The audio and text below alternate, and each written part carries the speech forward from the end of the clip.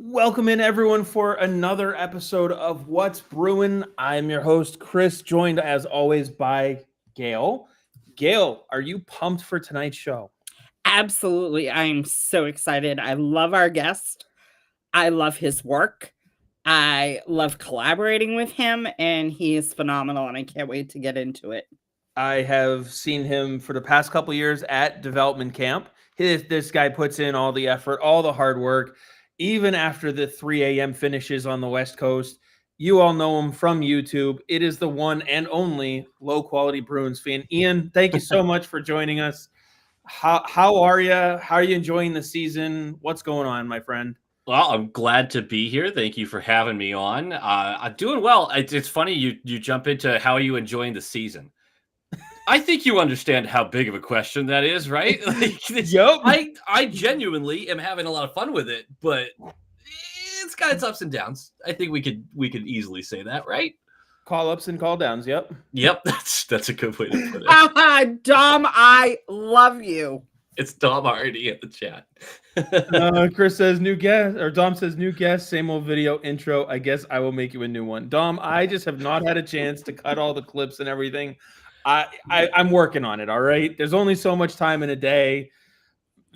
I think I've brought it up a time or two. A couple, yeah. But if Dom wants to do it, I will let him do it. Honestly, Dom did the intro for the show I did with him for Dom, the Dom.Hockey podcast. So he does great work, even when it's not just writing. So dude, I thrive off of those prospect updates every week. I friggin' love those things. I mean, I try to keep up with it, but it's an awesome summary of how they're performing. Because he's the most tuned into all the prospects across the board. Yeah. It's not just college and AHL. Like, he really gets into the nitty-gritty, and a lot of people don't follow. Can I also tell you, he actually watches the games too. Right. That's key. 100%. I've seen other people like literally try to copy his work.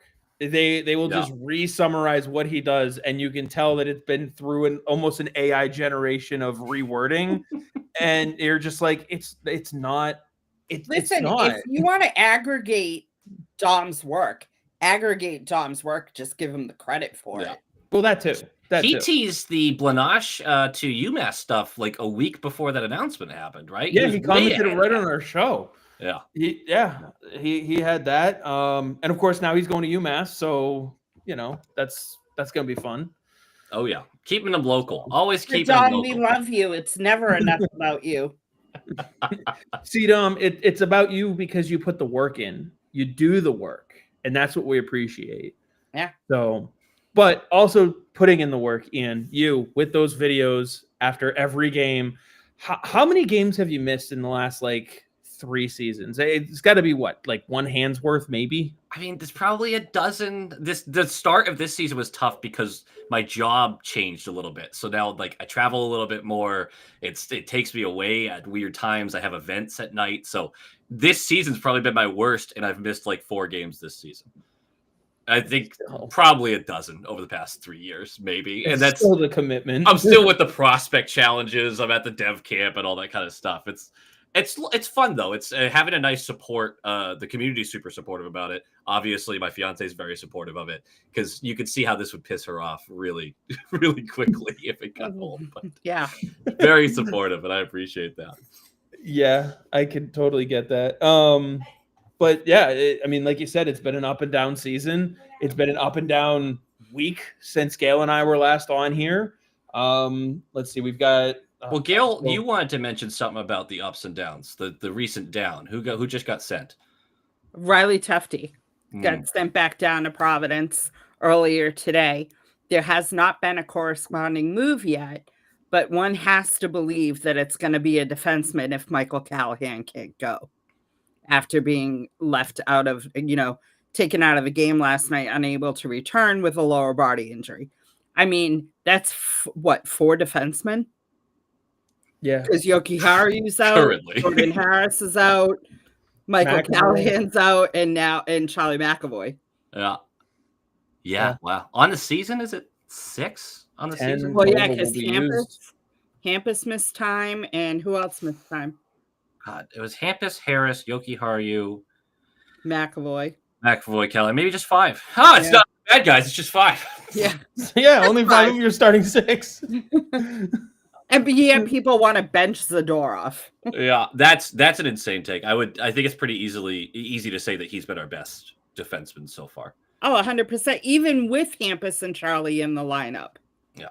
Yes, he's still taking a lot of penalties, but the penalties he's taking this year versus last year are not the stupid penalties. Speaking of stupid penalties, would you take Zadorov and his penalties or the penalties that Hampus Lindholm has been taking? Like, what is up with that?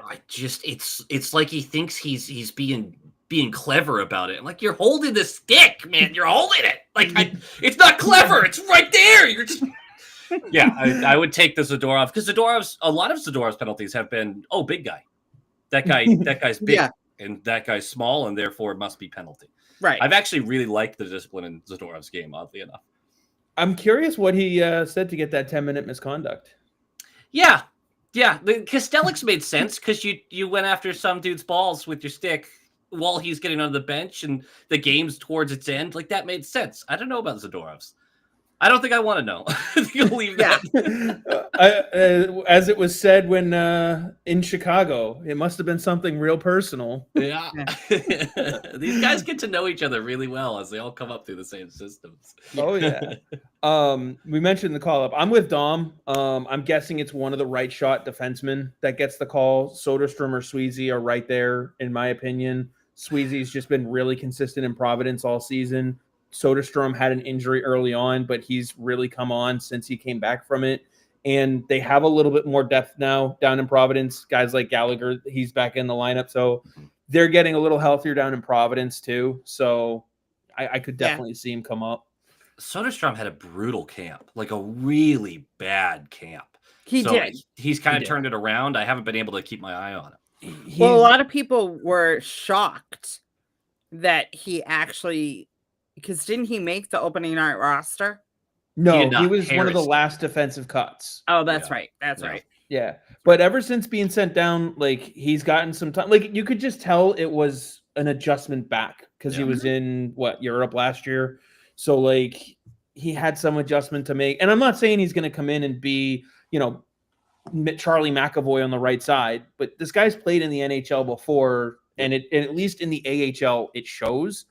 And so to have him come up and get back into it, I think he'd be able to hold his own. And he might even get to a point where as you get healthier, you can look at some of those other players that might need a little time. Whether you're looking at Yoki Haru still needing some time to recover, Andrew Peak, maybe there's something wrong with Peak. I mean, his game has not been great lately. It's not been good. Yeah. And maybe there's just something there that he's playing through. I mean, we're kind of seeing a little bit of that with Zacha right now. Like, if you can play, you kind of have to. Right. You're just too banged up not to. Right. Well, and that's why I liked Sturm's comments about Pasternak, that he's the guy they're not going to rush back. He's the guy they're going to take, because if you rush him back and then you lose them even longer, he's the guy that you can't do that with. You know what I mean? Like, he's the guy, like a Zacha. Yeah, you can get through without Zacha, but you're not going to get through a long term without Pasta. Sorry, I got to pull up Dom's comment. He said Zadorov got a misconduct with the London Knights for saying to a player, "I will eat you for lunch and then shit you out." Doesn't feel like a misconduct worthy kind of thing, right? Unless the ref was literally scared and is like, "I need to get this guy off the ice." Are you sure he didn't say it to the ref? And Good point. Good point. Actually, I do want to real quick answer one of Dom's other questions. The videos take me, to record them takes anywhere between like 20 and 35 minutes. And then the editing takes another like 40-ish after that. So it's not terrible. It's the skits that actually take the most time. I will sit there and stare at a wall for 40 minutes trying to think of a skit. And that editing can get a lot longer, but that varies massive. That was the question I had. How long does it take you to come up with the idea for the skits? Like Sometimes I know it every once happens in in a the while first you period.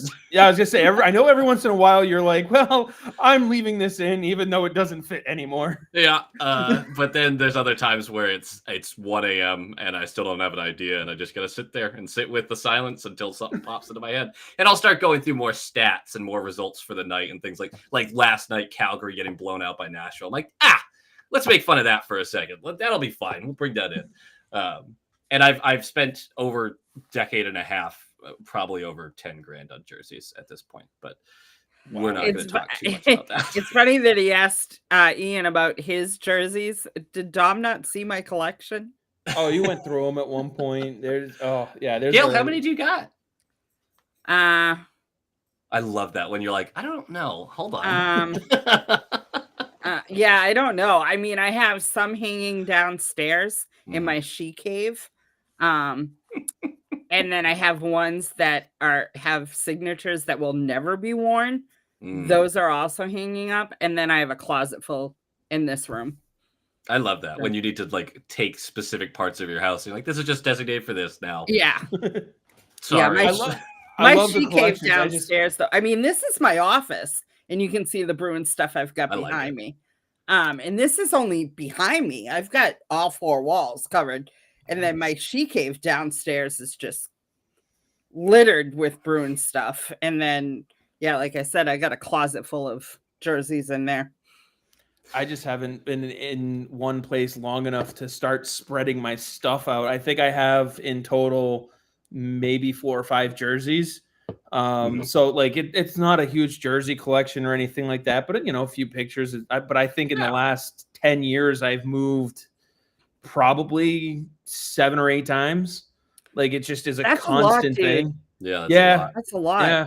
I tell people all the time, 2 jerseys is a collection. 1 jersey is a collection. Like it's just how you want to feel. I just happen to have 5 Bergerons alone. I think I also have. I think I have 5 Bergerons as well, actually. Yeah. I mean, because I have obviously captain jersey plus A's plus regular. And it's like I have almost every version of Bergeron, between the new Pooh, because I hate the original Pooh Bear. I love it. You like the original Pooh I love Bear? it. I like the mustard cat. Oh, I like that. I like them all. You give me the old weird ones. No. I have to say, I love the new Dallas jerseys that were just released. The classics. Those ones were just amazing. I love how they put the OT 93 in there. Yeah. I really like those as well. There's some really great collections out there. Someone mentioned the hockey guy. No one has as big a collection as that guy. That guy's literally got thousands, right? Yeah, I don't have thousands. I think so, yeah. I still haven't hit triple digits. I'm right under triple digits right now. Well, I have a feeling since you have the Loch Mellis one, you're probably going to get a Blunar UMass one too. I'm thinking about it. I'm trying not to curse anyone. Every time I get one way too early, it really doesn't work out. Oscar Steen, Patra. Although Patra could still work out. But I'm trying not to damn anyone. You might be able to reverse that curse if you go get a Providence Fabian Lysell jersey. That's what I started doing. Like I have a Merkulov Providence one, which obviously hasn't helped either. But like, Chris is trying to segue into the Lysell chat. I just want the guy to give a shit. Okay, is that so much for me to ask? I think 2 things are true. One is yes, he takes shifts off. 100% he does. The other side is he's a 22-year-old guy who has all this crazy offensive talent, who's watching players that he is more talented than get called up, and he's getting frustrated. And yes, earlier on, it was more about effort. And now we start to I think it starts to become more about frustration. Because at the NHL level, the dozen games he got last year, he was one of the best back-checking forwards we had. The speed that he utilized to get back into the neutral zone and disrupt plays was awesome. And we saw it on repeat. But then you also saw him bad at his defensive assignments. I wonder what you guys' take is on Lysell, honestly, because I have this kind of frustration where Pasternak's terrible at defense. He just is. But he's Pasta. Arvidsson's terrible at defense. And he's Arvidsson. Why does Lysell not get a look?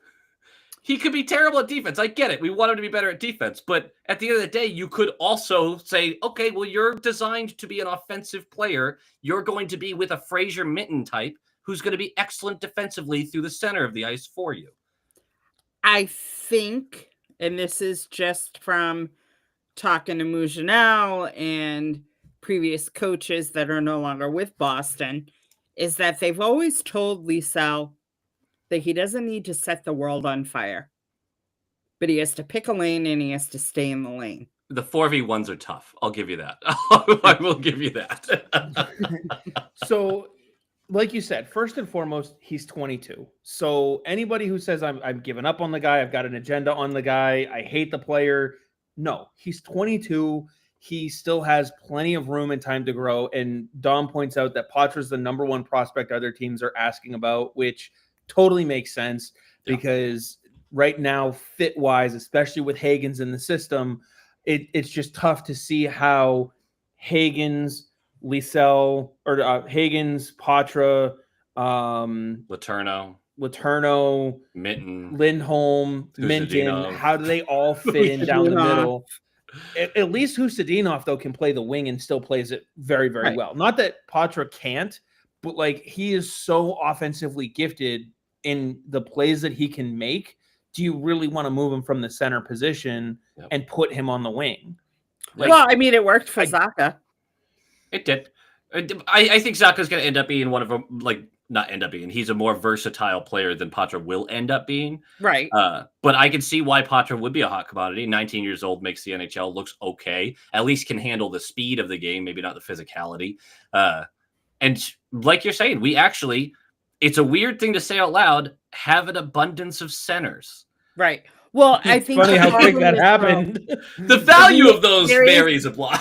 There is an abundance of centers, but the problem is that every Bruins fan, minus the three of us, and most of the people that are on this chat, but so I'll say majority, not most, not all. Majority of the Bruins fans expect every center to be the next Bergeron or the next Krejci. They're not looking at them for who they are and recognizing the talent that they bring to the table. They're just not Bergeron and they're just not Krejci. So could you say the same thing about Liesel? Yeah, he's not a center. They're not expecting him to be Bergeron, but they're expecting him to have that same kind of like, you're going to be a star in this league. Chris, you got something to say about that? Yes, I do. That's a perfect segue in. So with Liesel, it's been a bit of a sliding issue, right? Like we know a couple years ago, what was his big problem in the offensive zone? It's taking the puck and playing those 1-on-4s, playing hero puck, basically. Yeah. Right. Yeah. And ignoring his teammates. And they've been able to, for the most part, work that out of his game. And that's been great. However, because he is such an elite player in the offensive zone, when his effort is there, he is so good. And like you said, that's what we see in David Pastrnak at the NHL level.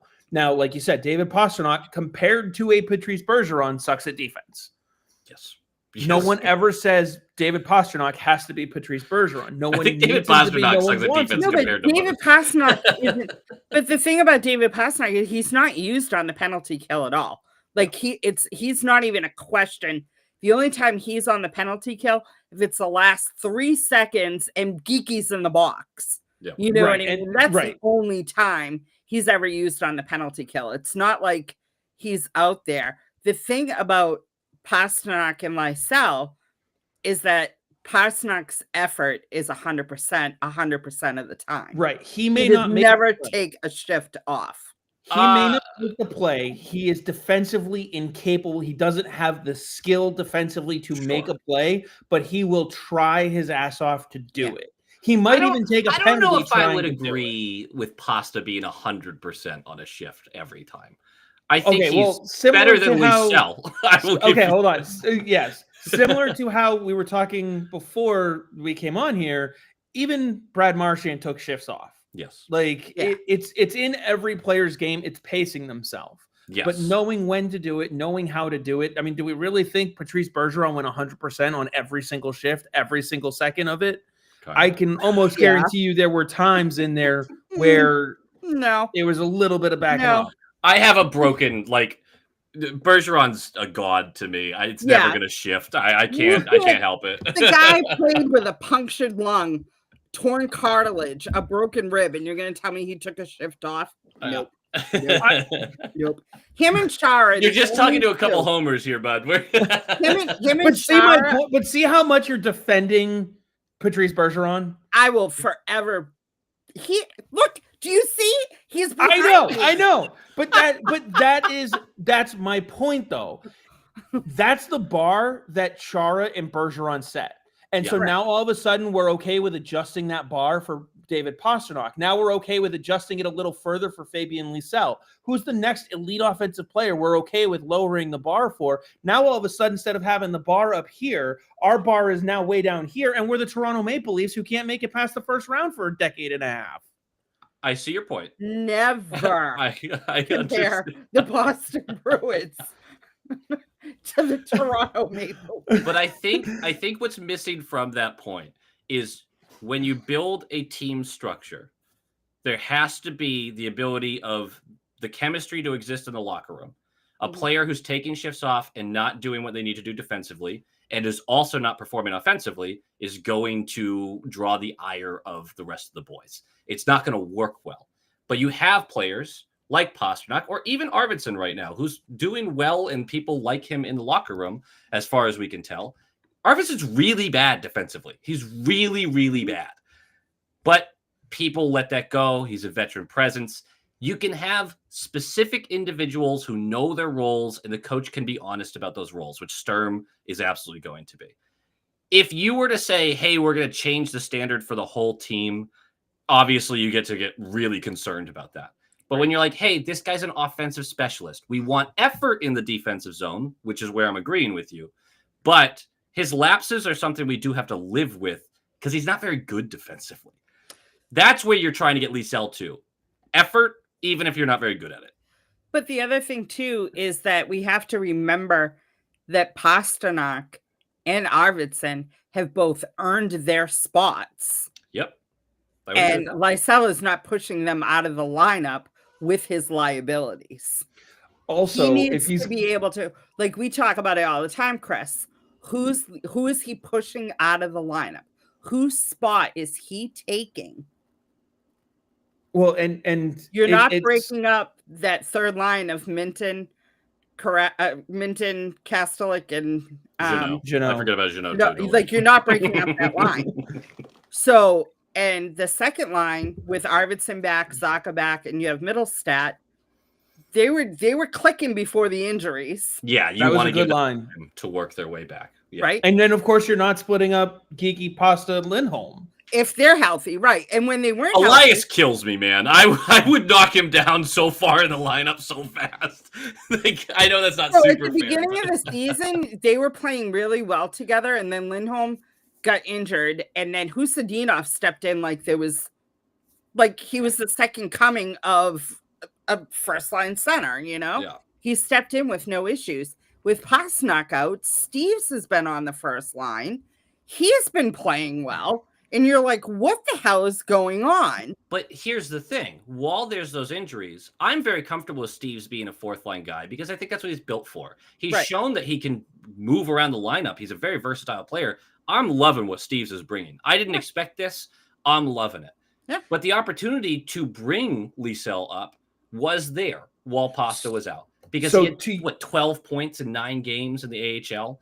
So where what we were talking about with Lysell before, you mentioned last year, he came up. He had those defensive lapses and liabilities. He's supposed to be working on those down in Providence. And when he's not putting the effort in to do that, yes, the offense is still there. Yes, he's a point or per game player down in the American Hockey League.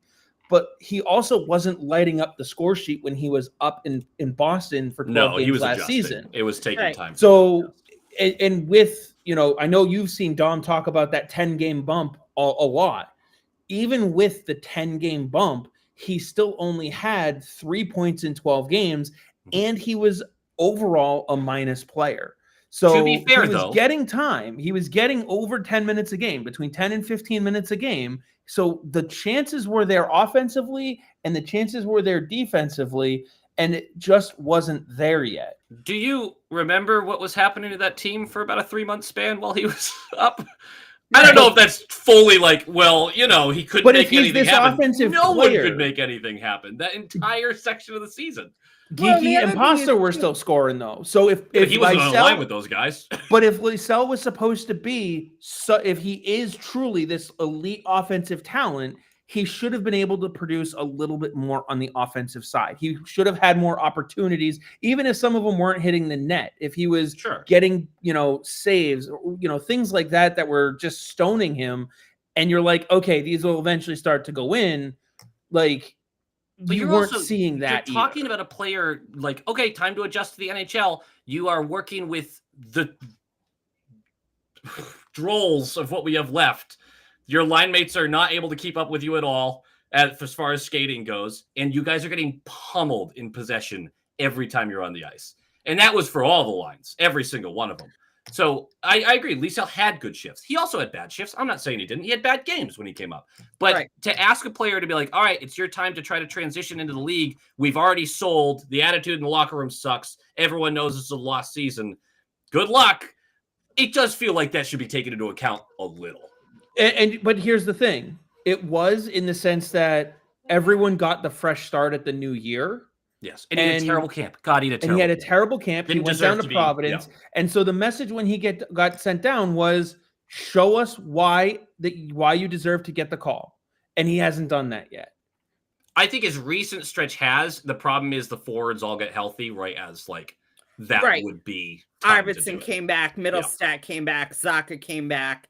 The consistency, though, isn't there in his effort on the defensive end, and I think that's going to hold him back quite a bit because, especially for a team like Boston, that's such a thing that alone can make a player break in on the Boston Bruins. It can. That's what it's done for Fraser Minten. Merkulov up for 8 minutes while leaving Lysell down there when he's on an absolute heater. That was when he was hurt. While you're asking guys to play their offside on the second line instead of just having Lysell play his natural side.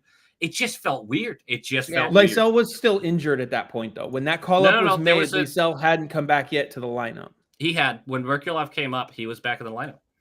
I'm fairly certain about that. We could double check. He was in the lineup that weekend. Yeah. He was in the lineup that same day, but it was his first game back from the injury. Gotcha. And it was an injury that had him. He left a couple practices early, and he missed at least one game for it. So he was still having lingering effects for it. And that was also right when he switched his agent.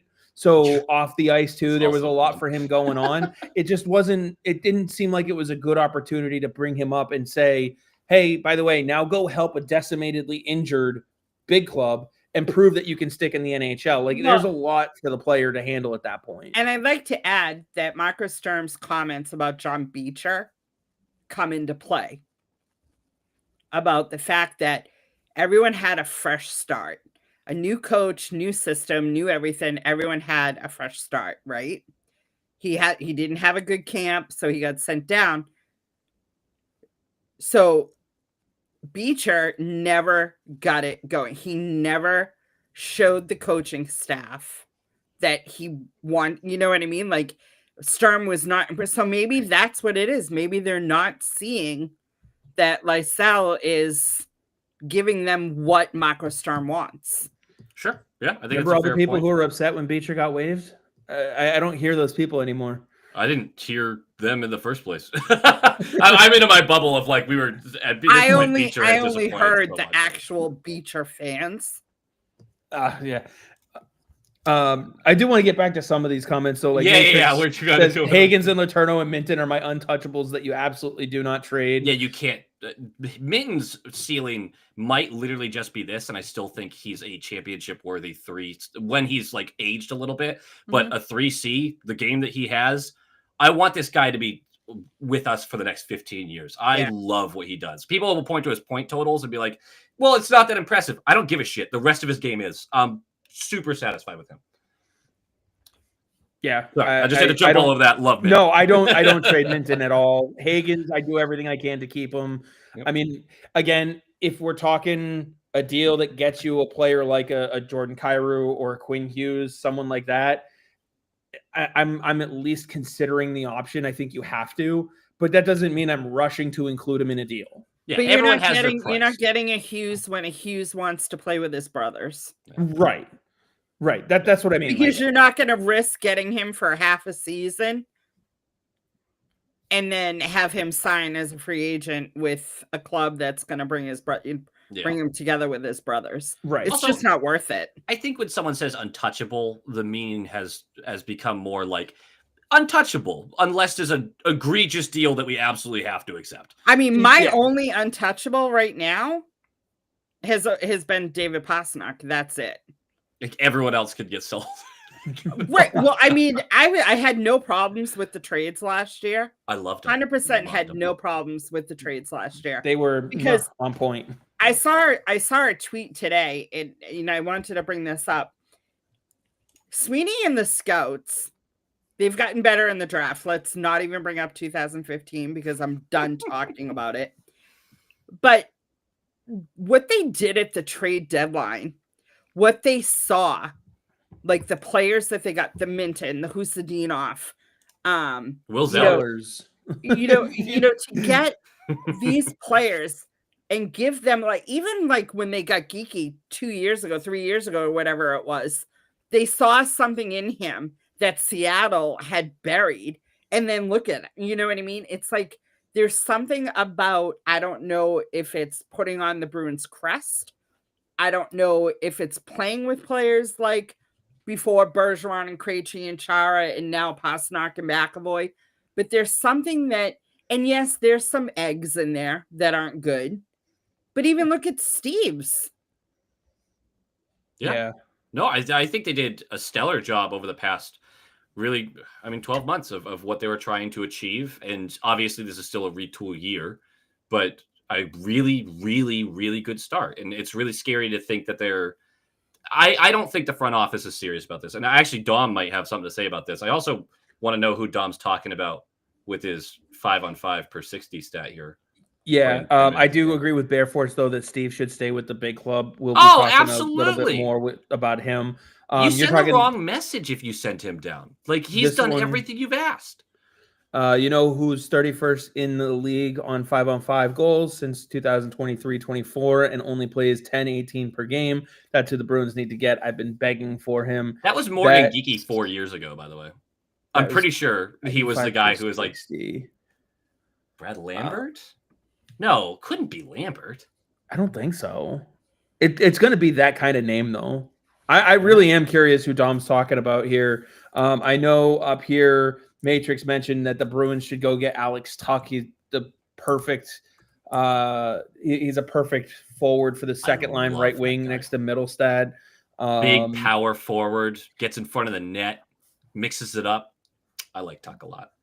Tuch isn't ready to leave Buffalo yet, though. Like, he and Tage Thompson have both made it pretty well known that they're Shittikov. How did I not guess that? Yeah. Sorry, I stepped on you there. No, it's fine. You're absolutely. It's someone that we've talked about before who should be available. Yeah, we've been talking about him, I think, Why do the Blue Jackets not like this guy? I think he's at a point where he's ready to just have another opportunity. And so it's kind of like when Patrick Roy told Montreal, I've played my last game. Trade me. It's my favorite Canadian of all eventually, time. If a player's that unhappy with the way, it's all about opportunity. Look at where Geeky was buried in Seattle, and look, he started under Montgomery. He was on the third line, slowly worked his way up, and then he found his groove, found his whatever, and look at him go. Yeah. I'm not going to pretend I think Geeky is going to be a 50 goal scorer every year. He's on a great pace this year, obviously, shooting 28%. But to Dom's point, like, Geeky was that guy who was getting 11 minutes a night and was doing great at 5-on-5, was scoring goals at 5-on-5, and that's what they kind of bet on. And you're not going to win that bet every time, but it's certainly a worthwhile look. No, but especially when you can get them for such little cost. It might be a Liesel thing, though. It might be a my problem for your problem kind of trade. I tell Chris all the time, I've talked about it on the pod a lot, that, you can have Pasternak as your 50 goal scorer, 40 goal scorer, and then you can have Geeky 30, 35 goals, and then a bunch of 15 to 20 goal scorers. And I'd rather have that than one line that everyone can shut down. You know what I mean? Yes. Yeah. Yeah. The one line. I will say this too, because we were talking about Liesel so much before. I have asked around, and so far, attitude's not a problem. I know I've seen some people say in the past, oh, he's going to want out, or he does want out, or, some form of him having a bad attitude down in Providence. That's not been an issue from anybody that I've talked to. It's effort on the ice, but it's not an attitude towards coaching staff, towards his teammates, or anything like that, attitude towards the organization. And it's not anything like that. And there is no animosity or bad blood to this point. Now, obviously, as Elliot Friedman always says, one thing can change at any moment, so you never know. But it's not, that's not why they'd be moving on from Fabian Lysell. Let's also not forget too, when they changed coaches in the past, there's usually at least a couple prospects that also find their way out the door. Sure. Yeah. They just don't fit what the new coach is trying to do. Remember, Jack Stadnicka was shipped out when when they made one of their last coaching changes. I think it was that would have been when they switched to Jim Montgomery. Yeah, I guess it would have had to be Monte. So it just like you said, Gayle, it's just, is he not bringing what Marco Sturm is looking for? Yeah, it's okay if he doesn't. Thing, that just to tie a bow on it all, and I think you'll agree with it. If his point production continues based off of what his last 10, 12 games have been, not getting him a look at the NHL this year would be malpractice. I think he's eventually gonna. I mean, their schedule was pretty rough too, which is another good segue into where we could go next.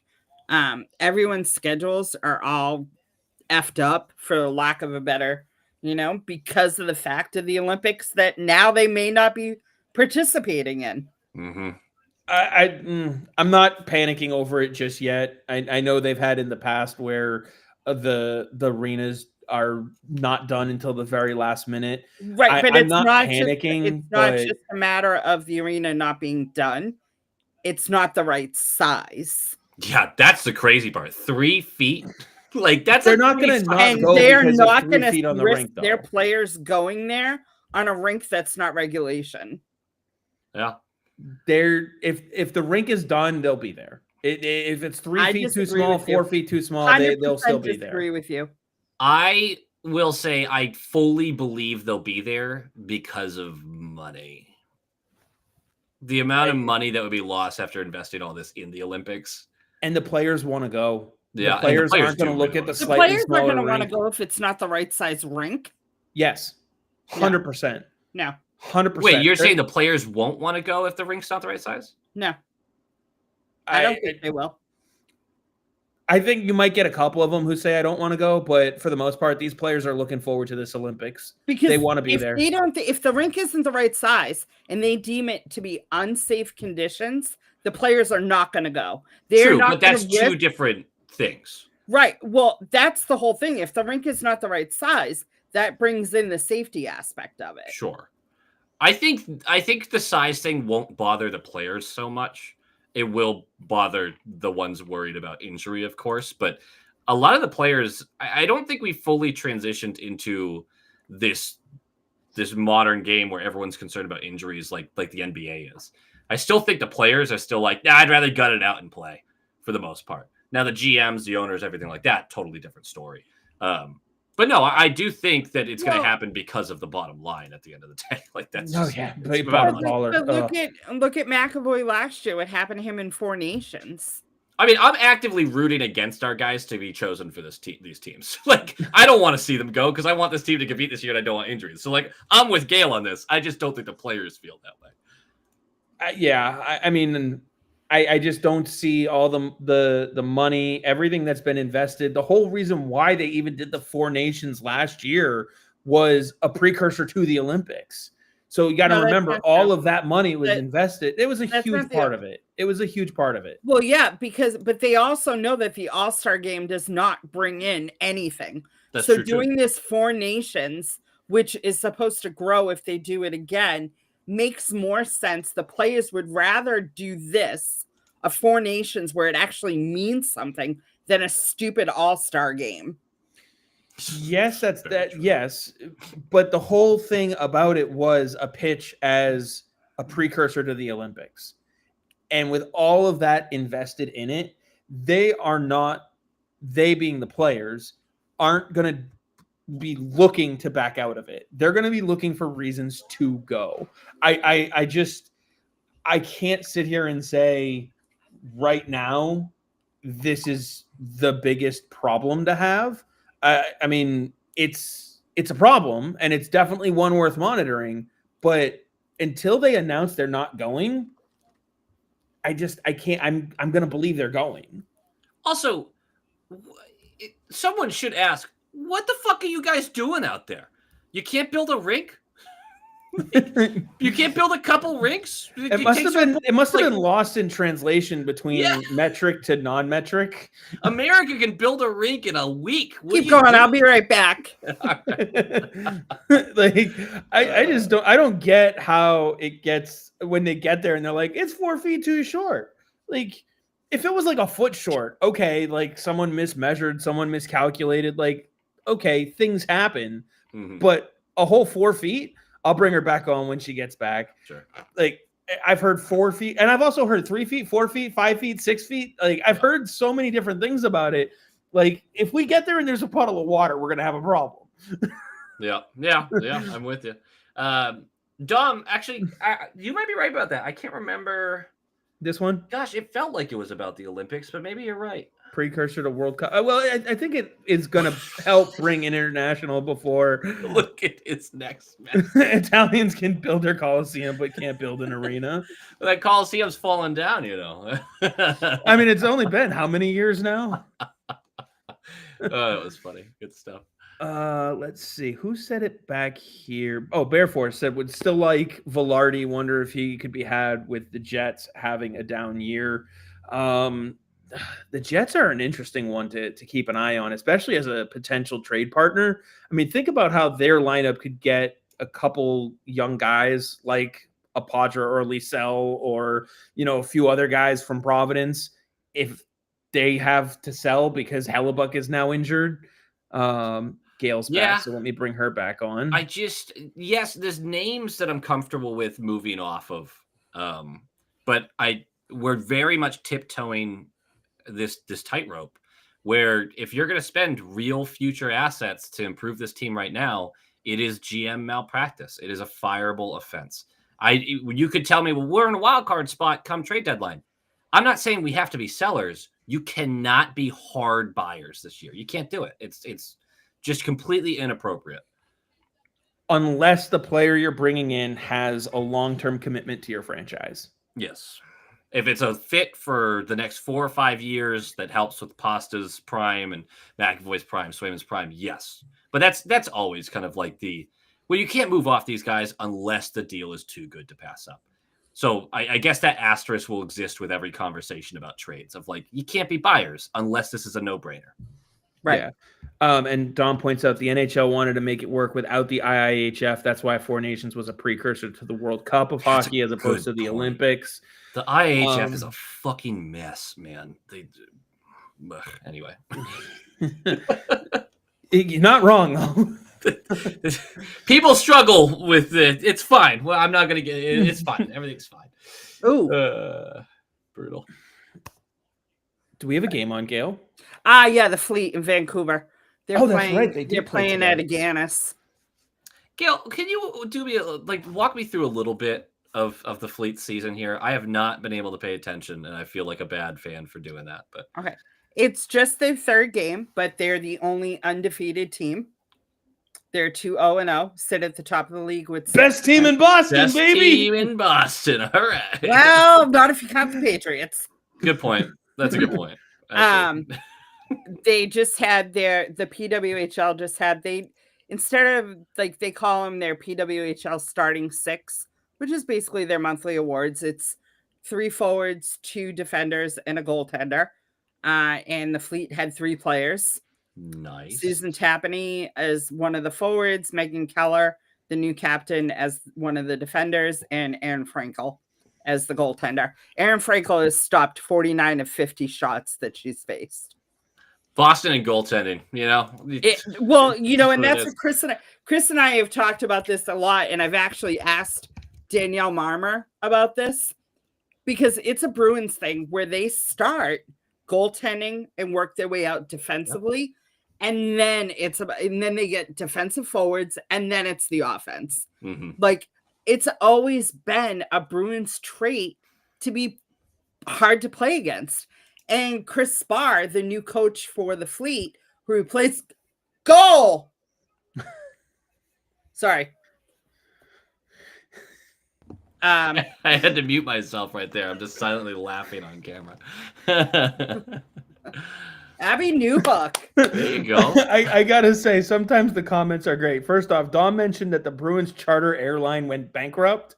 Yeah, I just Googled that. So I was too while she was talking, but I love Matrix's comment. The charter flight ran out of cap space.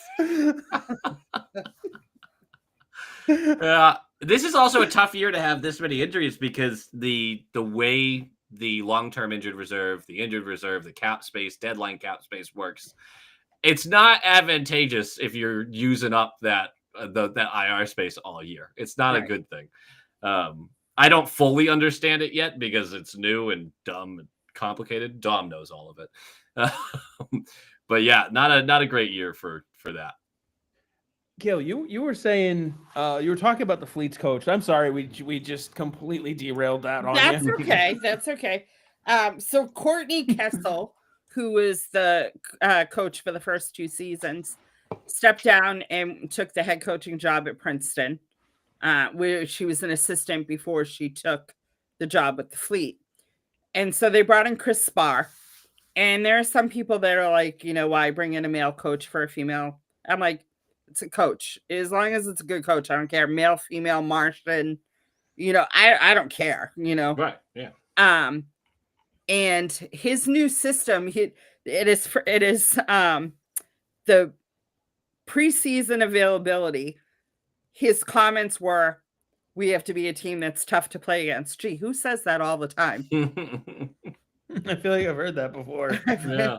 I was waiting for him to come out with piss and vinegar. You know, I'm so sick of the piss and vinegar stuff, honestly. But listen, you know what? He said it once. It's the fans that bring it up every single time someone does something. Is that enough piss and vinegar for you? Like, can you just stop? Like, just stop. Yeah. Also, what else were they supposed to add? What top scorer hit free agency? Yeah. That's this year's free agency isn't any better. Yeah. And it's the cap is going up, but the free agency isn't better. People talk about it. Well, they didn't fix this. They didn't fix that. Right. How were they going to? Right. And with the cap going up, more teams are going to be able to keep their players because they're going to be able to re-sign them. Yeah. You know? So it's unfortunate. But anyways, so the Fleet have just been, you know, and it's funny because I've read a couple of people or read a couple of things that saying the Fleet are only going to do as well as their goaltending. Well, isn't that the point? Yeah, I agree. I mean, most teams do actually. I would say. I mean, you live and die by your goaltender. Yeah. What's the saying? 70% of your team is goaltending. Unless you don't have any, then it's 100%. Right, and I mean, you have Erin Frankel, who is arguably the best goaltender in the world. Again, a 25 save shutout in their first game, and then 24 saves in her second. She's made 49 saves in 2 games. Those are Wallstead numbers right there. Yes. Yeah, right.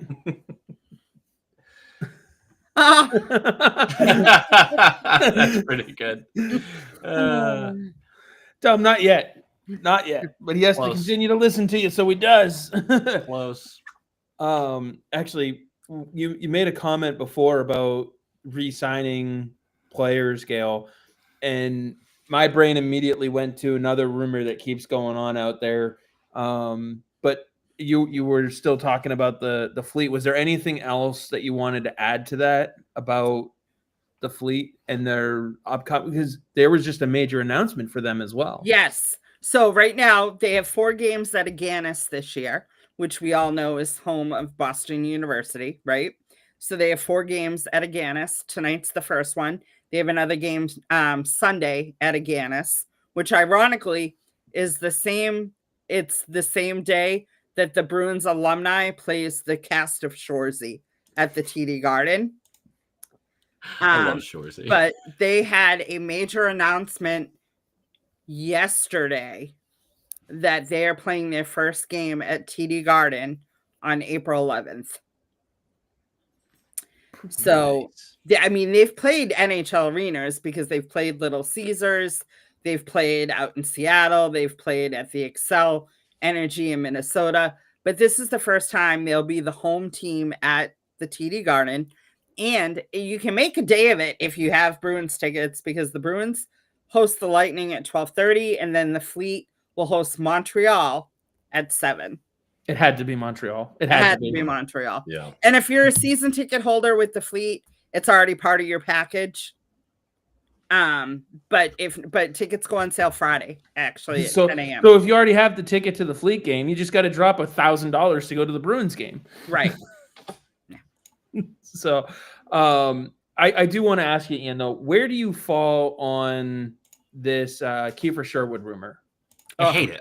Ridiculous. It's moronic. It's being aggregated largely by people that I don't always trust in the rumor mill. Yeah, I don't think it's a good idea at all, because the price is going to be higher than he's worth. That's a guarantee. He's on a shooting percentage bender, which I know Geeky's broken all of our brains with that, but he's 30. Like, Geeky's the exception, not the rule. Yeah, right. He wasn't a 25, 26-year-old that all of a sudden found another level, which, again, Geeky's going to come back down a little. If he can live at 22%, that's still an elite guy. Just 28% is just not happening. It's not happening forever. I don't know how else to put that. But no, Sherwood's a fine player. He's fine. The comparison that I have to Sherwood, first and a good prospect. The comparison I have for Sherwood is he's Tanner Jeannot. Before his game goes to hell? Well, no. I mean, look at what Kiefer Sherwood has done to this point. It's reverse. Chris's friend started that rumor along with Garland. Okay. Oh, he's talking about Sully. Sully's been all over Garland for years. Another guy that I'm like, he's fine, but you can't spend what they're asking to get him. It just doesn't make sense.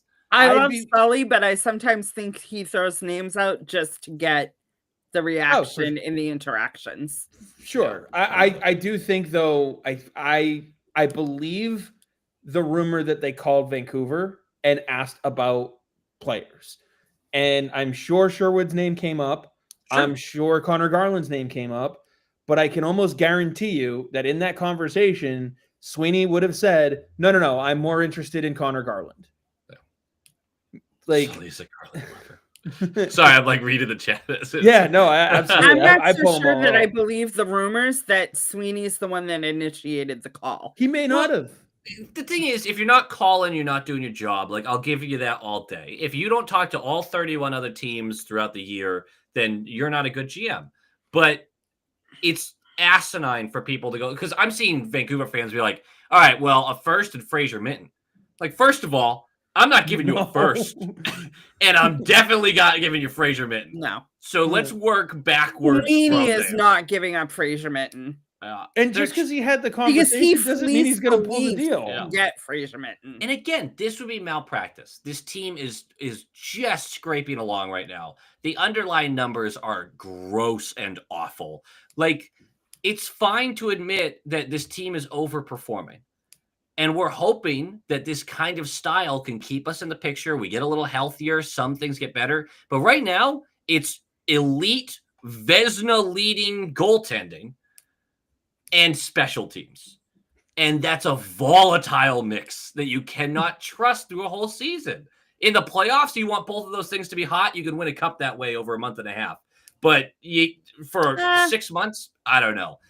It's hard to maintain. The Bruins went 0 for what in 2011 on the. Oh, I'm not saying it's the only recipe. Yeah. And as Don points out, Sherwood's already started to fall off in the last 12 to 14 games. He was shooting like 32% through the first 3 weeks of the season.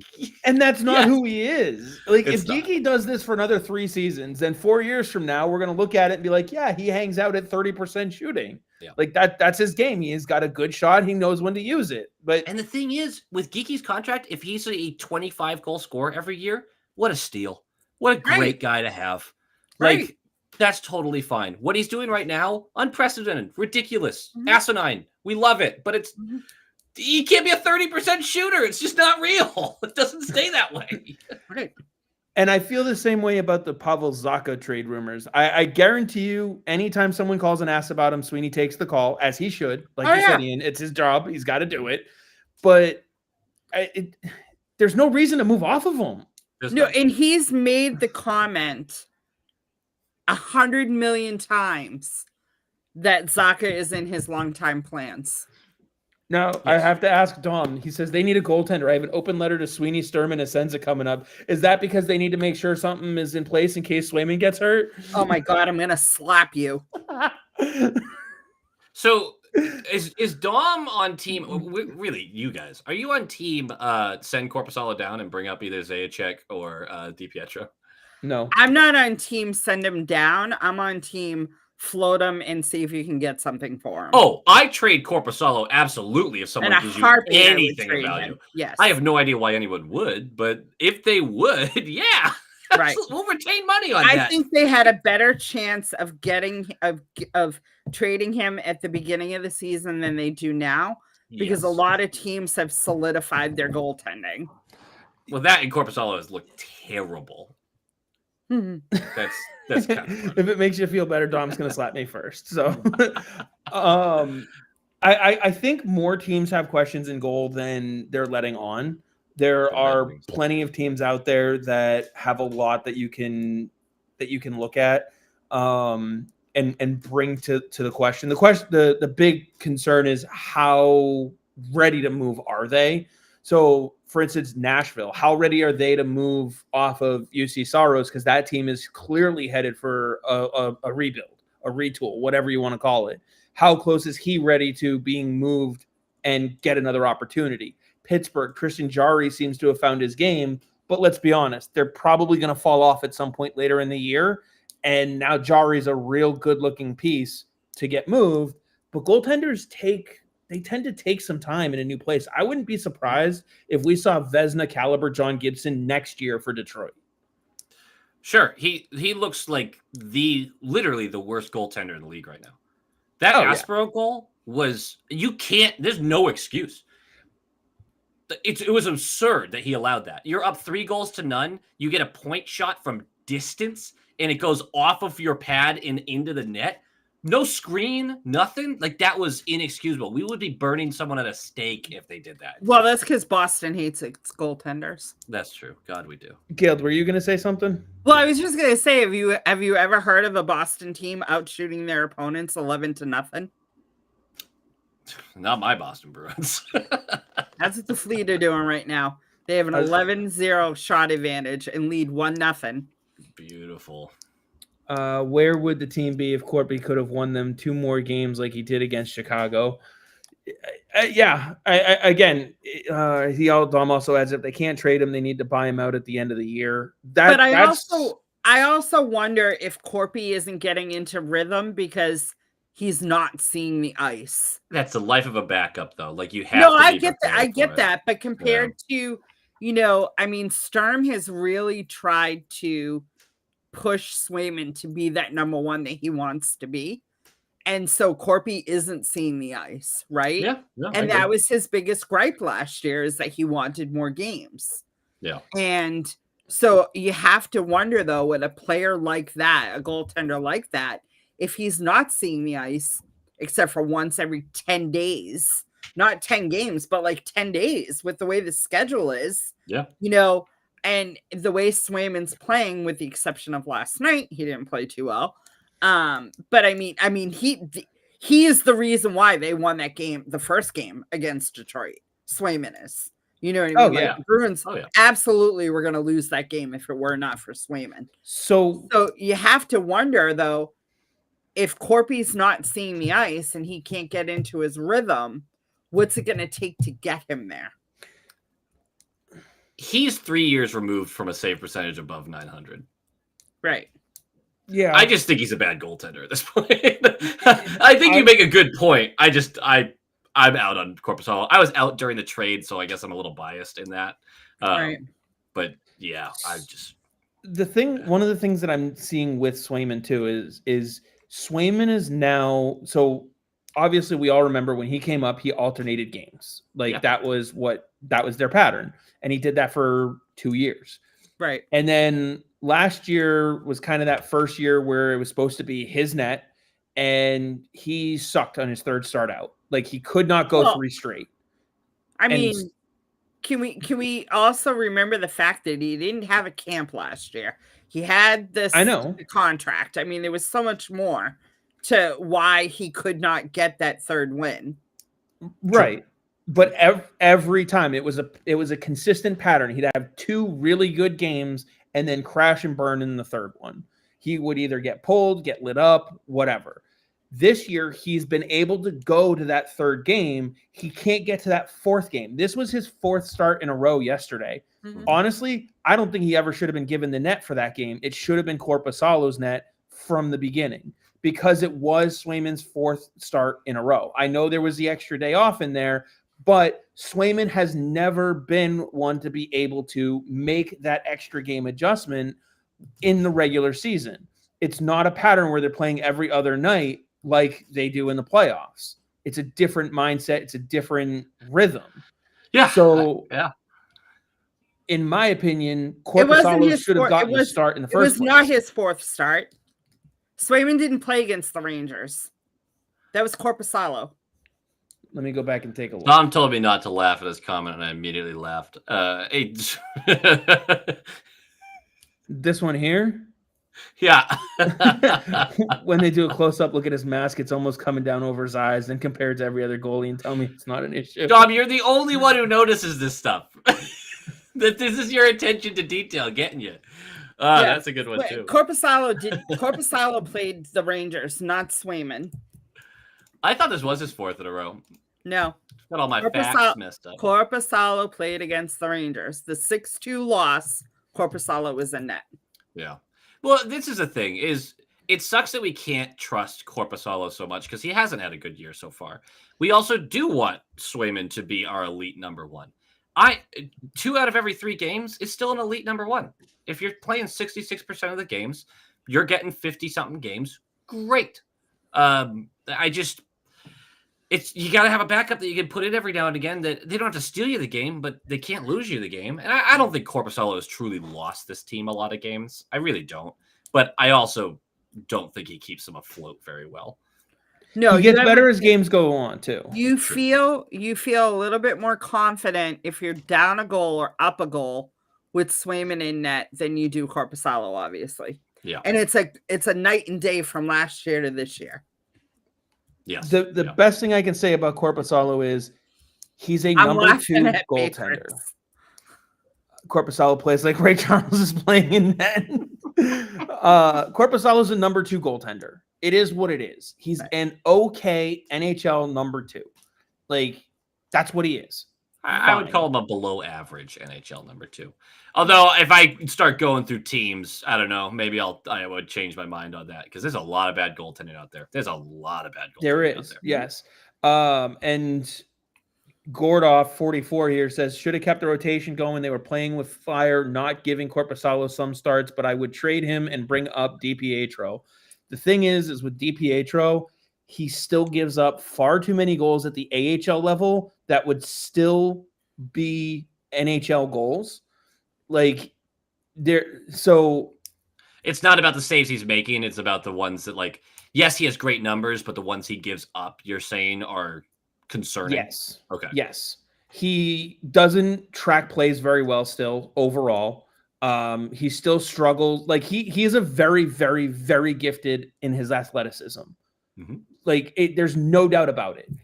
And remember, like when Brandon Bussey made that post-to-post save 2 years ago in the preseason, and it was the highlight of the preseason. Yeah. And everyone anointed him as the guy that they should move on to. Like he's got that kind of athleticism and he can do it. The problem is because he doesn't have the height to match it, there are times where he just doesn't get there because he's not reading the play. Yeah. And so because of that, at an NHL speed, he's going to be that much slower and he's not going to be able to use his athleticism to make up for it. And he's going to get beat more by NHL shooters. He's not seeing shots from Ovechkin, McKinnon, Tom Wilson even. He's not seeing a Morgan Geekie in practice every day. Like, those aren't the guys that are beating him, and he's still getting beat. Phoebe and Lysella's not Morgan Geekie? No. To your point, the Jonathan Quicks are rare in this league. The ones who are pure athletic ability, like there's a reason that there's only a couple of guys that are, super athletic, and that's kind of how he gets the job done. Today's game needs a really structured, intelligent approach to be a high-level goalie consistently. Oof.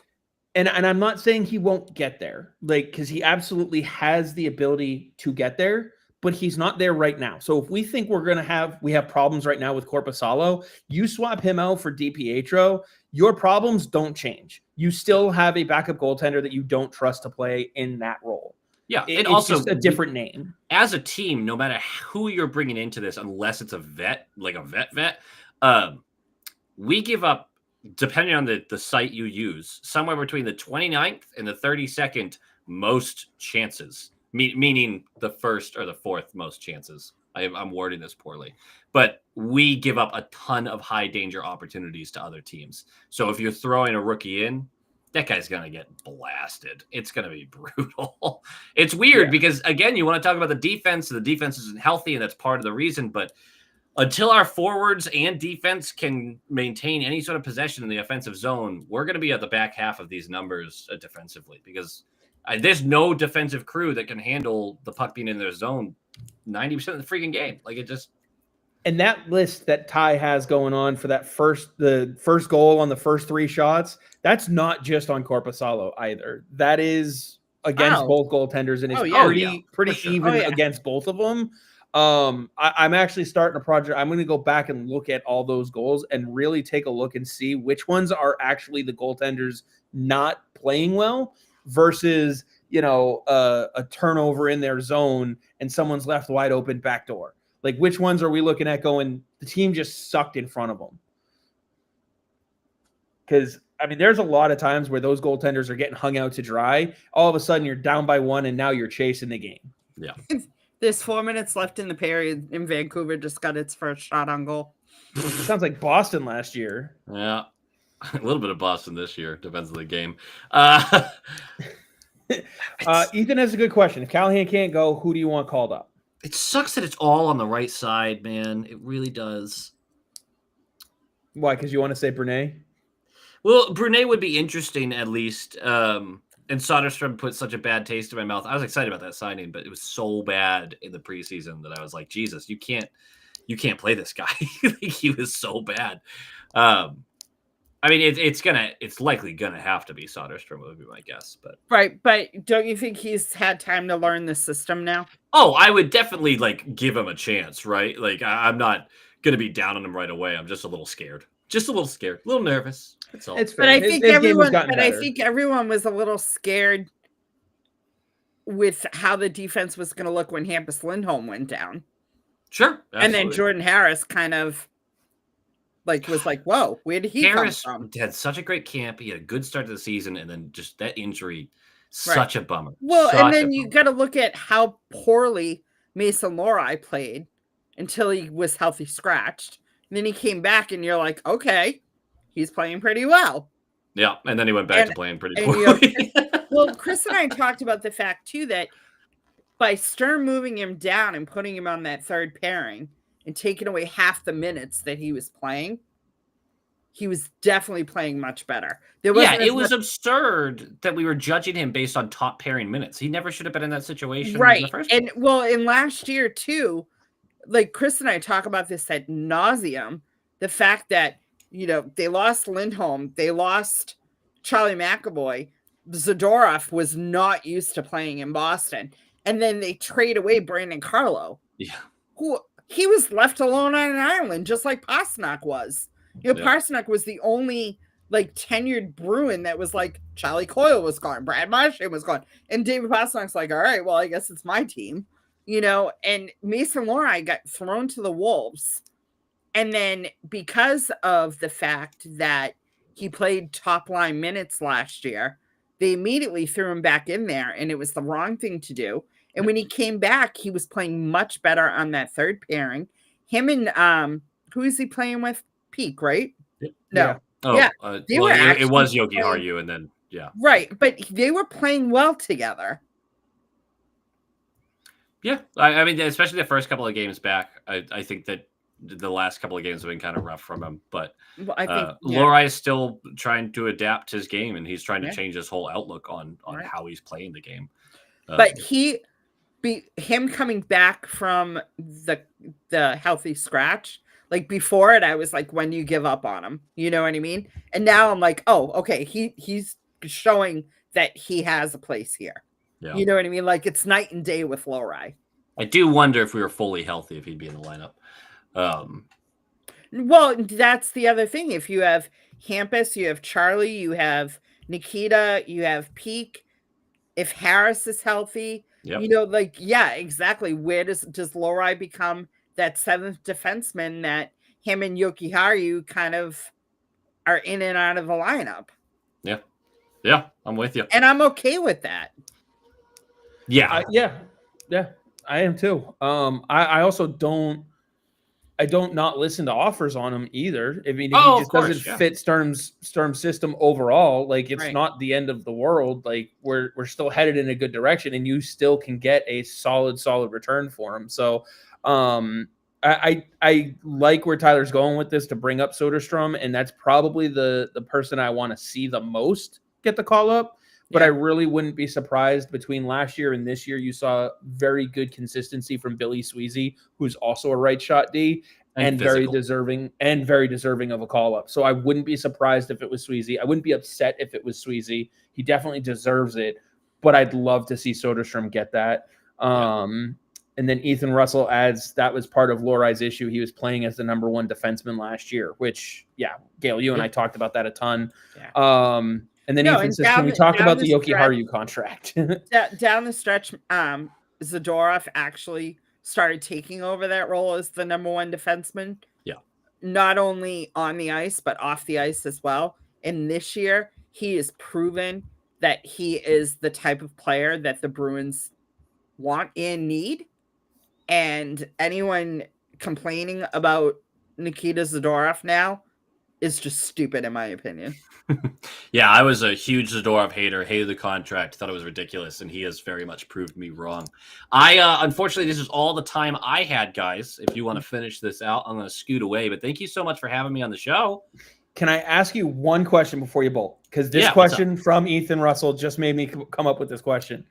If you could only buy out one of Korpisalo or Yoki Haru this summer, which one are you picking? Oh, they're basically the same contract too. Yoki Haru. I'm gonna go with that. Okay. I'm gonna go with Yoki Haru. Yeah. Well, thank you so much for jumping on with us. Sorry we kept you a little later than we anticipated. Totally this tends fine. to happen between the two of us when we get going. So and there's only been one slap tonight. Before you head out, plug your stuff. Let everyone know where they can find you. Yeah, you can find me on YouTube, Low Quality Bruins Fan. We do game reviews after every single game. And then also I am part of the trio of the Short Shift podcast, where you can see that wherever you get your podcasts. That is truly an After Dark podcast. Yes, a lot of language, adult things. I don't even know how to put it, but Dom, not one for the grandson. That's not the best way to put it. People have told us that they have to listen to it before they let their like kids listen to it at times, and that's like, all right, I get it. It's totally fine. They do the same thing with my skits. Sometimes the skits cross the line. So,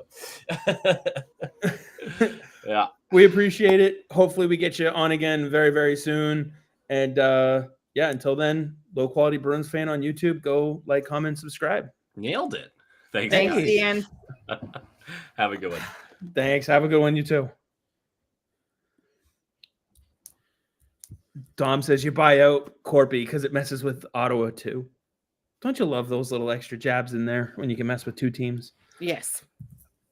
Oh, well, great to have Ian on. Always love his videos after a video.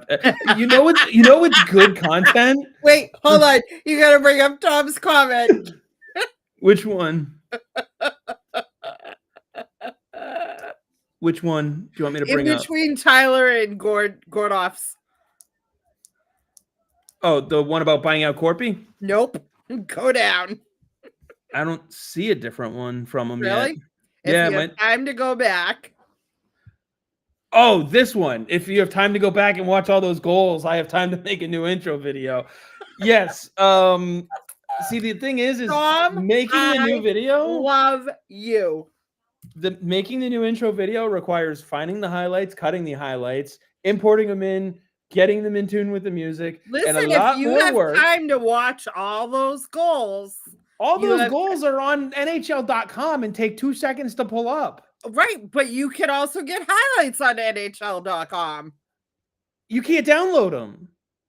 It's not a downloadable file. You have to download the file or do a full screen grab of it, which takes way longer. It's not just a .mov file or .mp4 file that you can download.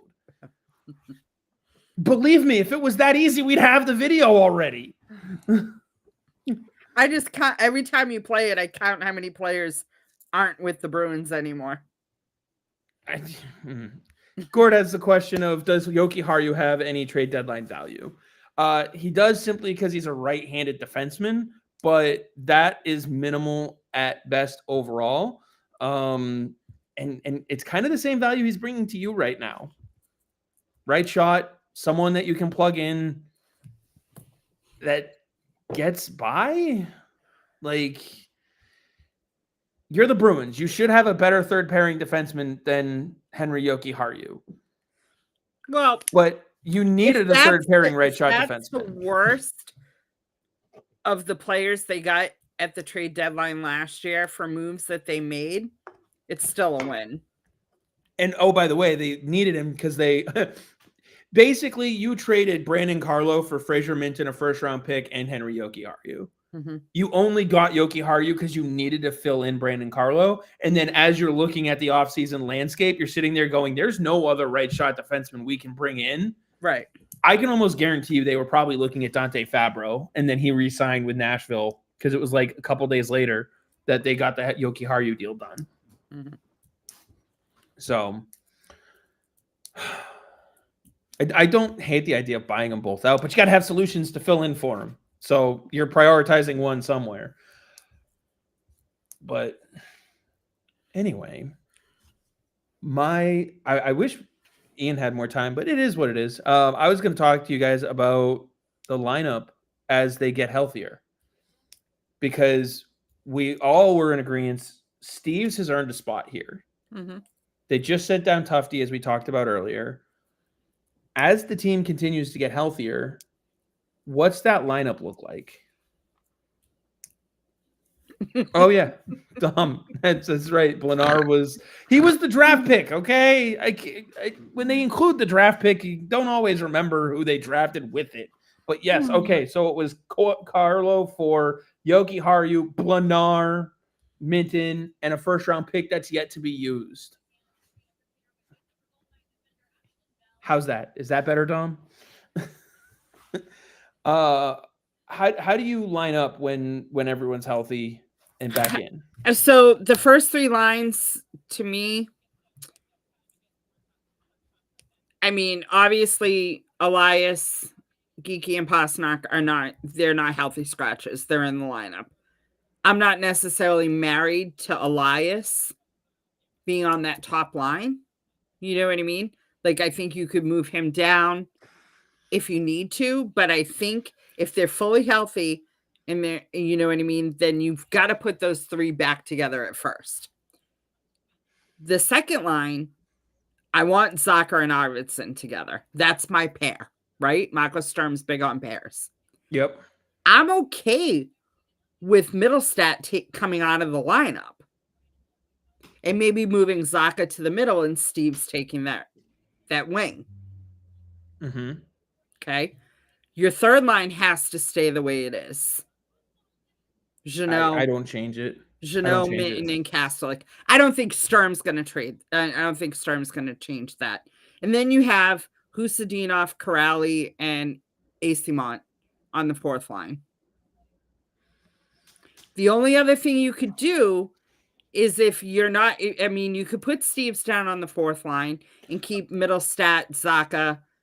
I was going to say, how do you feel about a But then fourth line? Husadinov comes out of the lineup. Well, how do you feel about a fourth line that ends up being Husadinov, Steves, and Corrali? I mean, I'd have to see it. Because I'm not opposed to it. Because then you're pulling. But so you know what? Sturm has not once shown, even if he changes things around, it's not like, what the hell is he thinking? You know what I mean? Right. Like so I'm not opposed to trying anything. Let's see. BG says, I think Jeannot and Kastelik down to the fourth line. Steves with Minton and right wing. Nope. The problem is Jeannot and Minton have become a pair. One of Sturm's pairs that he's not splitting up. And that line of three has yet to change.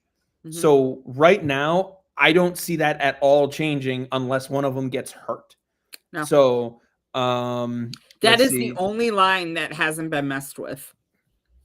You think they'll trade Arvidsson even if they are in the playoff hunt come the trade deadline? This has been a topic for a lot of people to talk about, whether or not you still sell even if you're in the playoff hunt. And selling would include, Middlestat, Arvidsson, Peak is another name that comes up. There's other, Zaka's name comes up as well. Like, even if you're in the playoff hunt, are you still in your retool to the tune of selling some of these other players? Where do you fall on that? I mean, I think it really comes down to what are they getting in return? Like, you have to be smart about it. If you're going to give up Arvidsson, who are you putting in his spot? Who are you taking internally and putting someone in his spot? But then who are you getting to replenish? So I think that is what it has to come down to. I'm not opposed to trading Arvidsson if it's the right. I'm not opposed to trading anyone pretty much if the trade makes sense for the Bruins. And it's not just it can't be an all in like they were in the historic season because they're not there. You know what I mean? So they're definitely not going to be an all in. But if it's going to help the Bruins in the future and it's not a rental, then I'm not opposed to trading Arvidsson. But it has to be something that is either a trade and sign so that they have the person long term or something. Like it has to be someone that has more years. It can't be just a rental if you're going to give up. You know what I mean? Yeah, it sounds like a cop-out answer, but the best way I can put it is it has to make sense. Yeah, well, that's pretty much what I just said. Yeah, if it makes sense, then yes, I would trade Arvidsson. If it I look at Kiefer Sherwood and I go, that trade doesn't make any sense for Boston. Now, There's reasons why that information could be put out there. I mean, Vancouver could be putting that information out there to drive up the value of Kiefer Sherwood and say to someone else who's really interested in him, look, we have other suitors. So we can trade him other places. Dom, have a great night. He also mentions that to remind everyone to watch BC this weekend. It's on ESPN Plus in the US and TSN Plus in Canada. So BC always a good watch when you want to see what some of the Bruins prospects are up to, since they have 6 of them.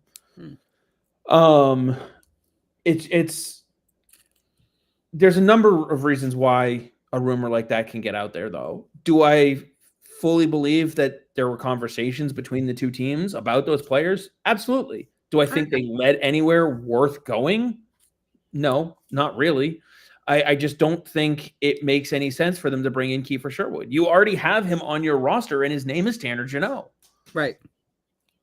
So I just, don't get up in arms about rumors or about they had conversations about this. Like, yeah, you'll probably hear Matthew Poitras's name thrown out there. You'll hear Fabian Lysell out there. You'll hear Pavel Zacha a ton. Because if other GMs aren't calling Boston and saying what's going on with these guys, they're not doing their job. Right. It's just, would I trade Zacha? I'm open to it. I don't think he gets moved because it doesn't make any sense. You lose one of the most important players in your locker room off the ice. You move one of your most volatile players or versatile players on the ice.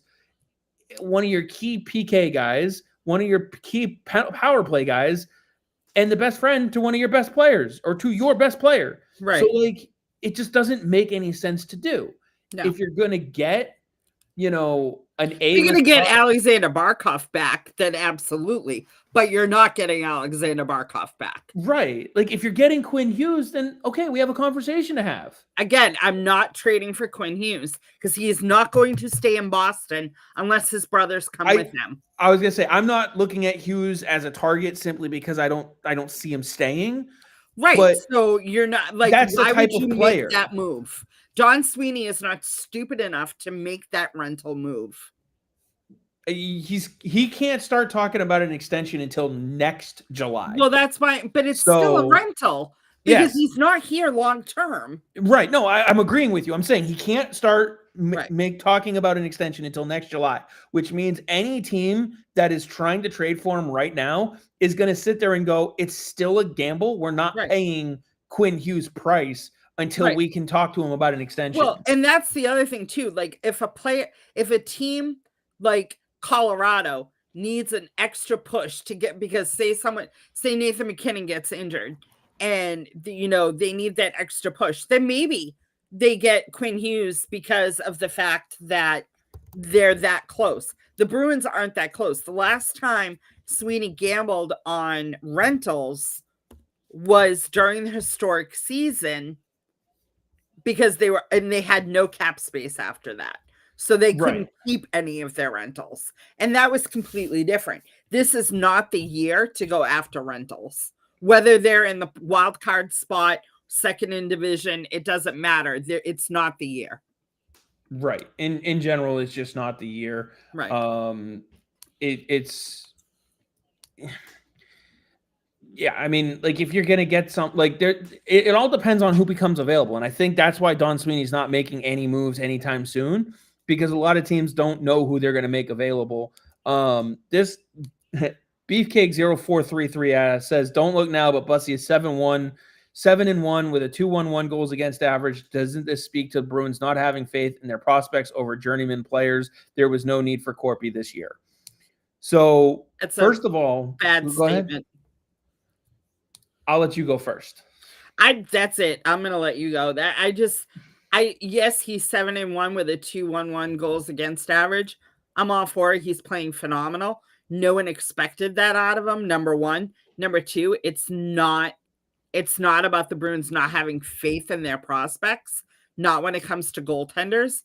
It's just a matter of they have two NHL goaltenders on their roster, and they could, if they put Corpy on waivers, he was gone. You need to be able to trade him, or he has more value than Bussy had.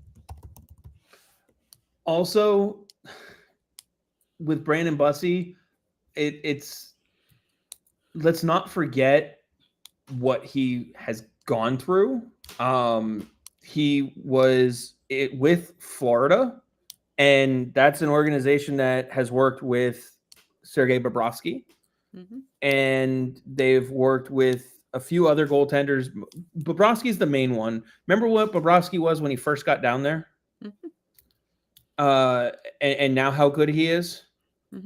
Remember people were ready to fire him into the sun because he was so washed up?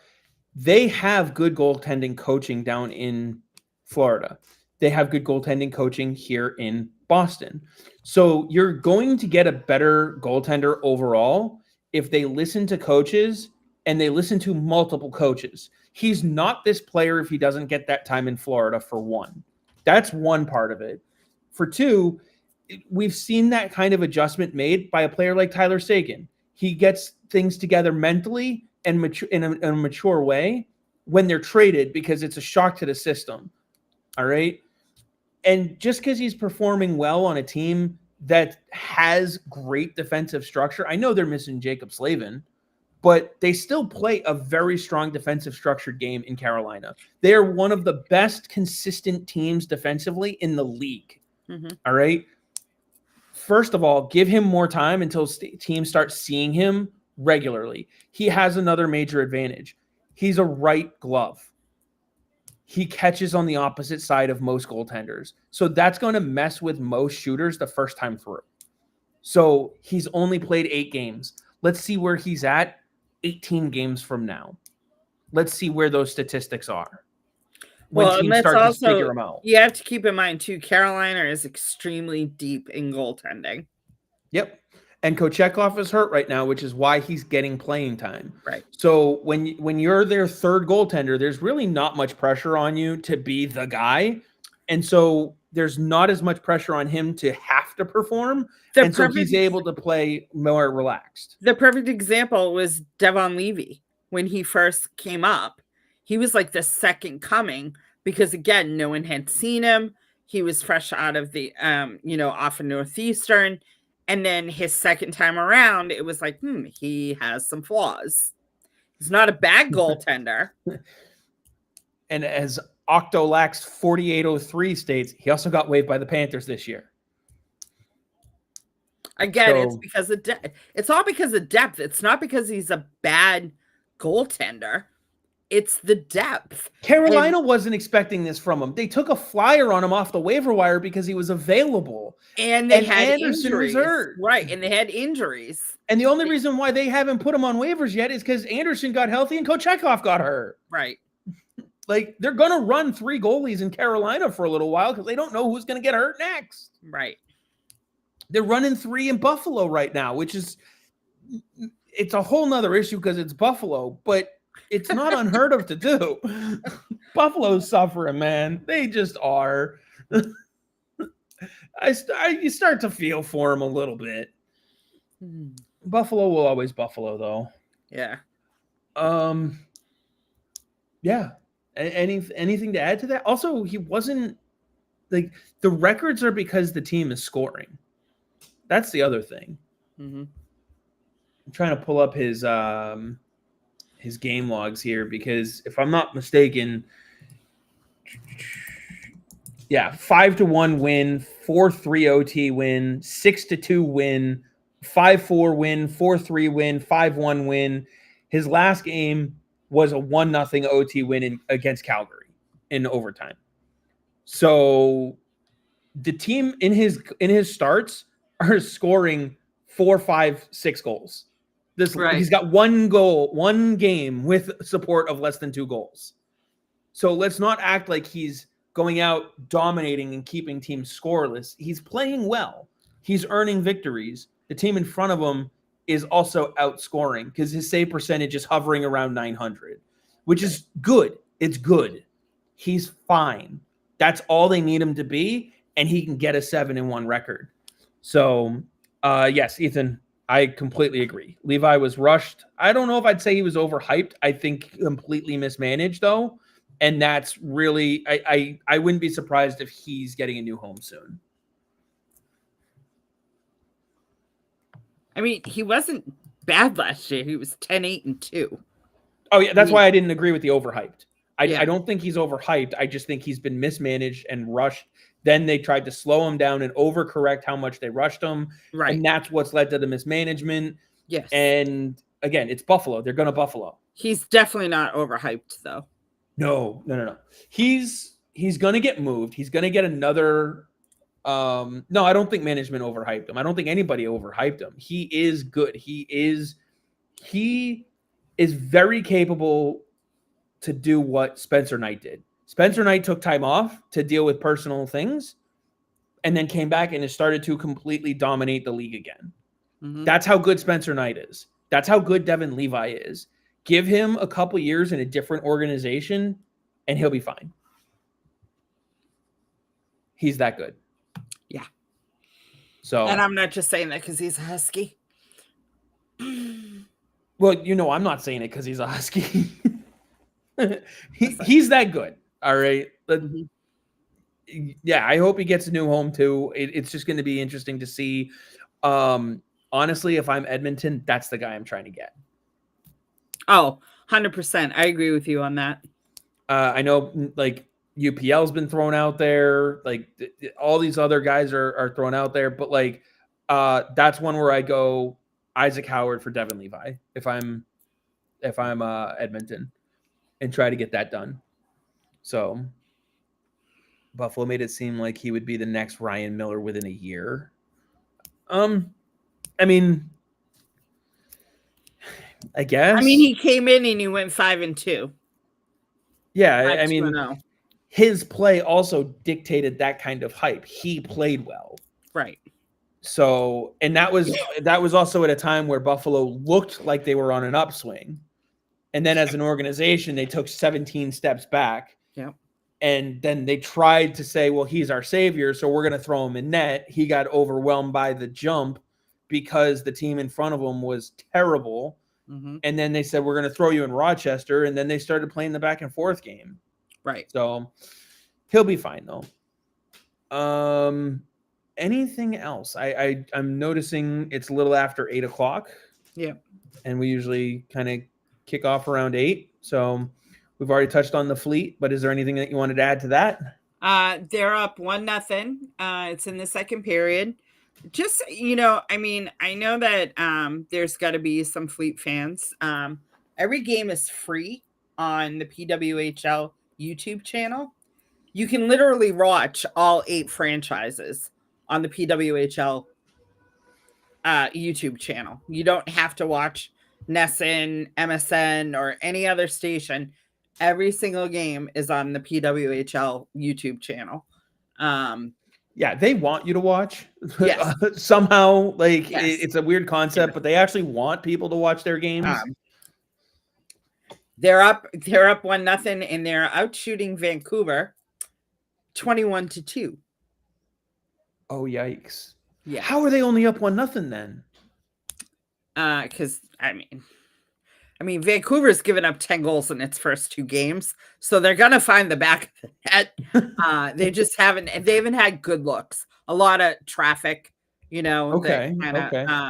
So they haven't had some one-on-one type of things. And I'm also half looking at it because yeah, you're doing something else too. I get it.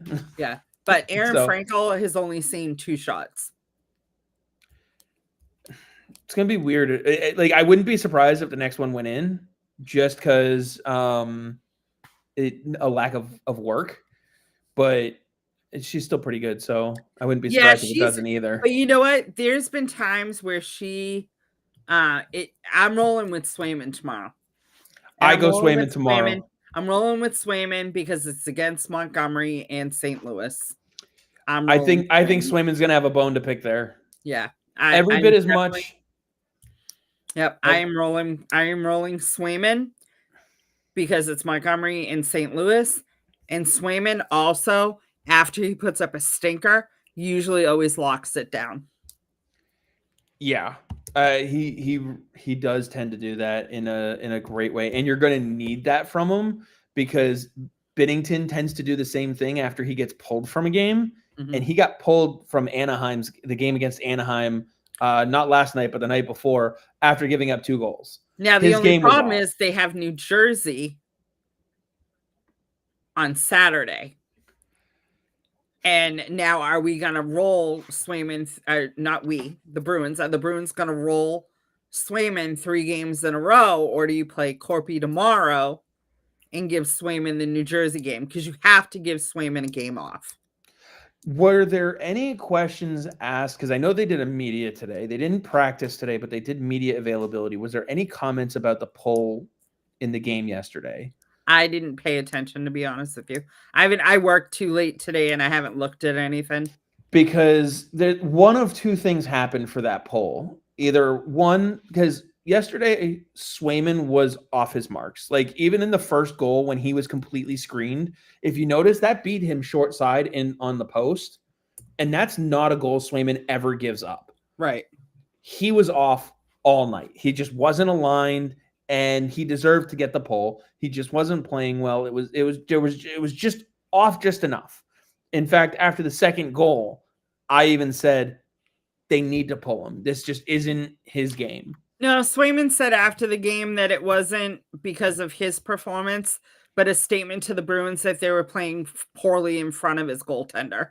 They weren't helping, but he was said, off. He said this is his exact quote.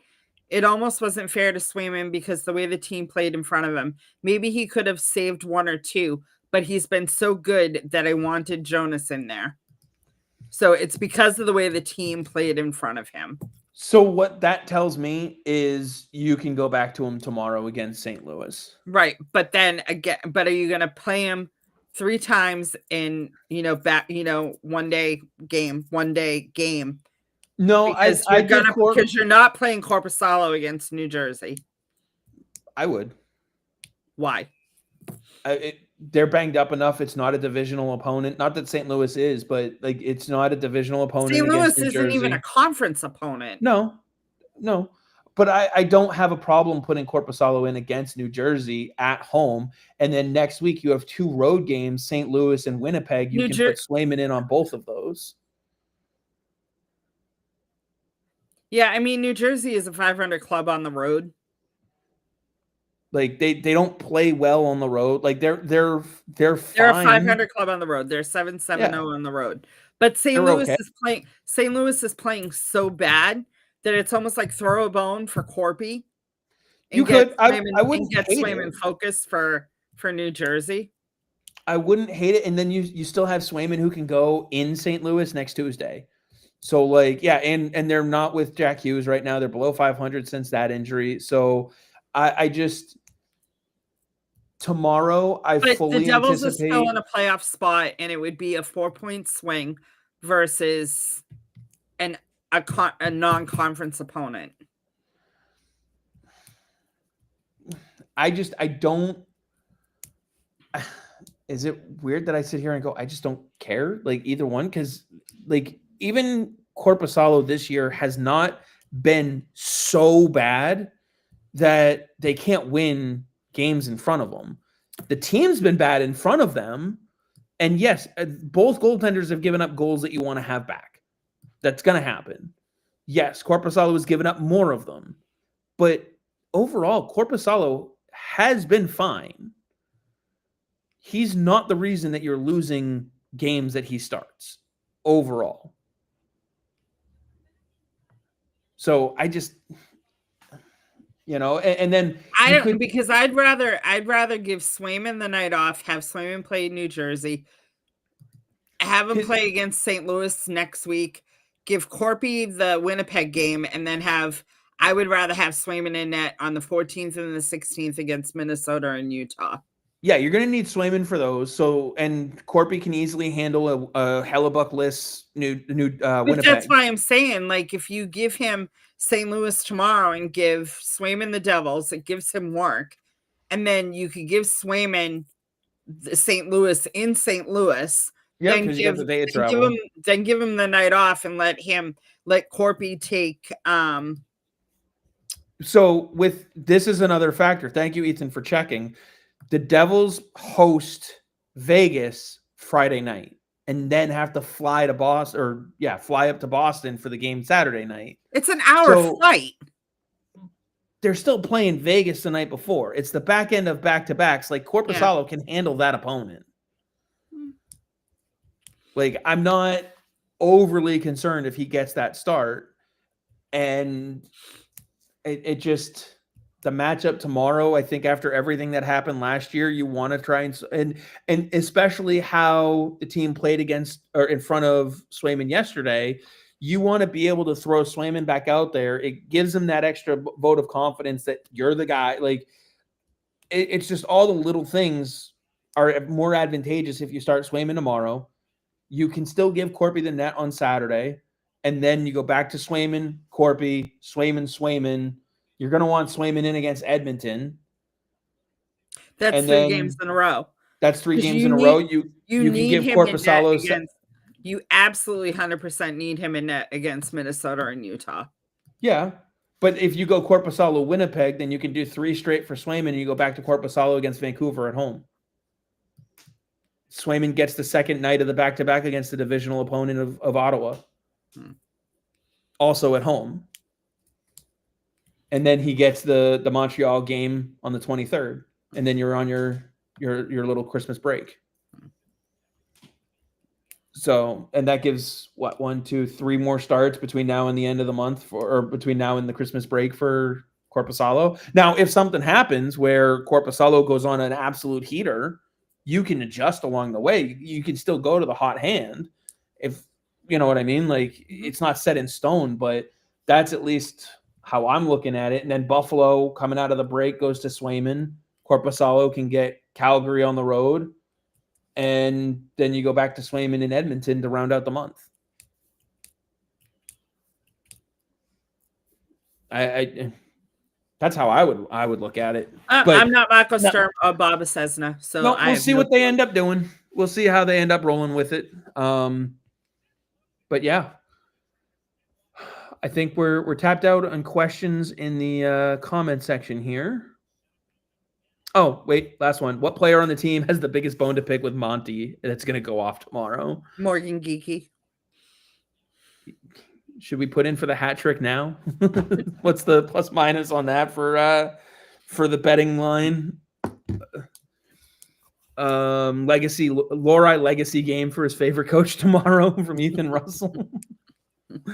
Yeah, there's going to be some players that are extra motivated, I think is the best way to put it. So we'll see how they do. Any final thoughts before we round out the episode this week? No, I got nothing. My brain is I'm watching. I got one eye on the game, so that's all right. Kenny and I will probably be doing a watch along tomorrow for the Bruins game. So if you want to join us, you're welcome to. We're gonna have a lot more talk about Fabian Lysell. Oh God. We're gonna have a lot of yeah, we'll probably be doing one tomorrow though for the game. So and I will be wearing a Santa hat every week until we hit Christmas. They That's have different ones too. They're not all I mean, they're all Bruins ones, but poor Dom's grandson is gonna ask every week. I know. That was funny. Is Santa coming? Couple weeks. But with that, thanks everyone for watching. Thanks for all the comments. Thanks to Ian. Check him out at Low Quality Bruins Low on Twitter and Low Quality Bruins Fan on YouTube. Definitely check him out, especially if you miss a game. It's a great way to get caught up on what happened without having to go back and watch a 2.5-hour game or longer. And thanks for tuning in. We'll be back next week. And in the meantime, go Bees.